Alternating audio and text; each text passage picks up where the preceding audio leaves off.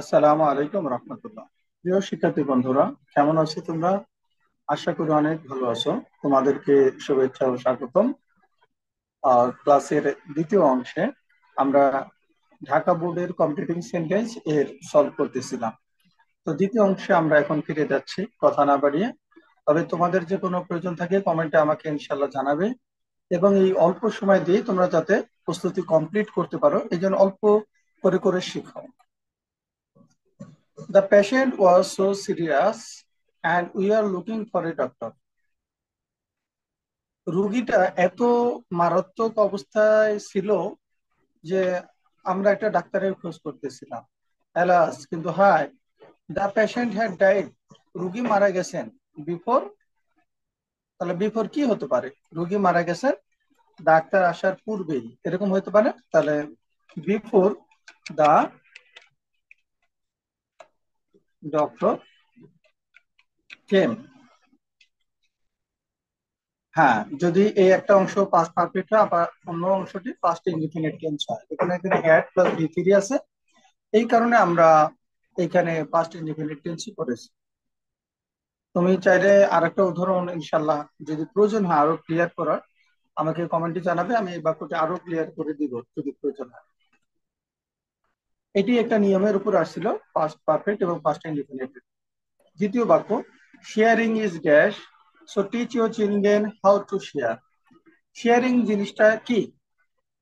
Teach your children, আপনার সন্তানকে শিক্ষা দিন। হাউ টু শেয়ার, কিভাবে শেয়ার করতে হয়। তাহলে শেয়ারিং কি? অর্থাৎ কারোর সাথে ভাগাভাগি করা কোনো কিছু, এটা কি? বা তুমি একটা ব্রেড খাচ্ছ, কারোর সাথে ভাগাভাগি করলে অর্থাৎ তাকে একটু দিয়ে খেলে, এটা হলো একটা বড় গুণ, মহৎ গুণ। তাহলে আমরা বলতে পারি sharing is a Nobel virtue. Sharing is a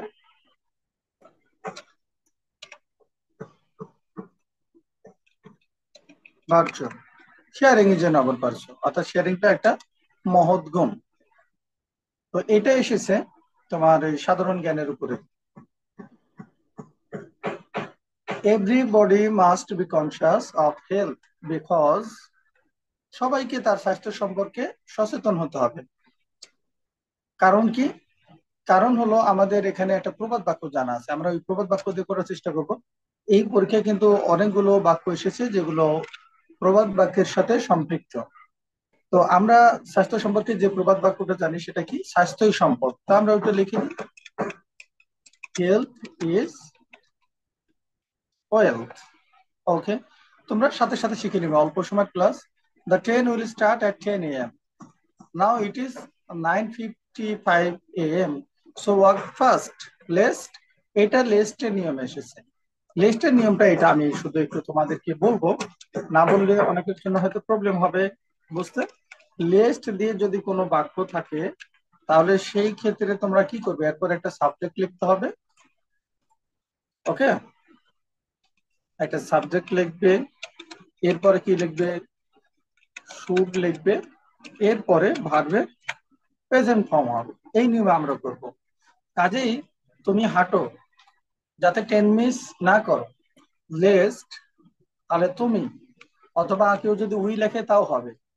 তাহলে ইউ, এখন আমরা একটা লিখবো শুড, পাশে যাতে তুমি 10 মিস না করো। Lest you should miss the train.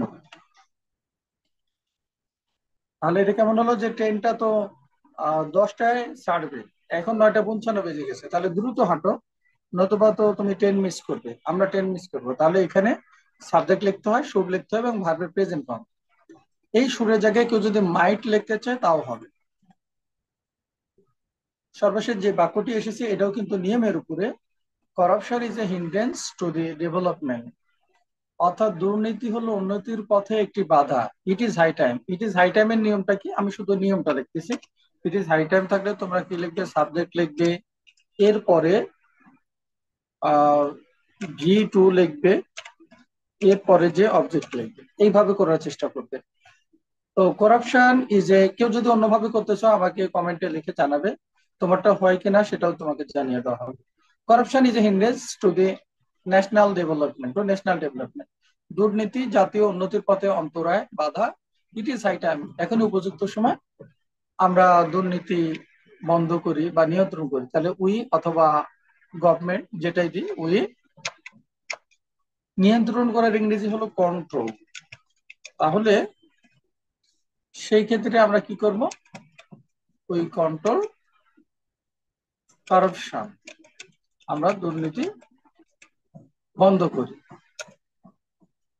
তাহলে আমাদের এভাবে এটি হয়ে যেতে পারে।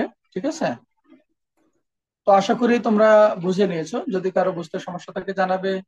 হ্যাঁ, এবং ভুলবে না কোন জিনিসগুলো তোমার বুঝতে কঠিন আমাকে জানাবে, আরো ক্লিয়ার আলোচনা করা লাগলে সেটাও বলবে, সেটাও তোমাদের করে দেব। তো আজকে এই পর্যন্ত বিদায় নিচ্ছি। আসসালামু আলাইকুম ওয়া রাহমাতুল্লাহি ওয়া বারাকাতুহু। তোমরা যারা ক্লাসটি পুরা দেখলে তারা লিখে দিবে যে কমপ্লিট দেখেছি। আসসালামু আলাইকুম ওয়া রাহমাতুল্লাহ।